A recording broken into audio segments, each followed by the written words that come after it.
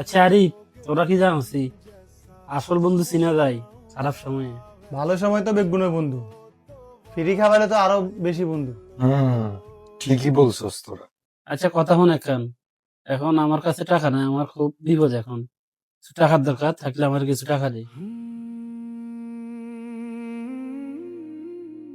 ভাই আমার কল আছে, আমি যাই, আপনারা বসেন। দেখছি দেখছি আমি এটা টিয়ার কথা কইছি, আর ফোন আছে ইয়ান দা কই।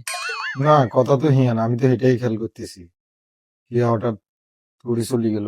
কিন্তু ভাই আমার কাছে তো টাকা পয়সা নাই, তবে আমি আপনারে মানসিক ভাবে সাপোর্ট করতে পারি।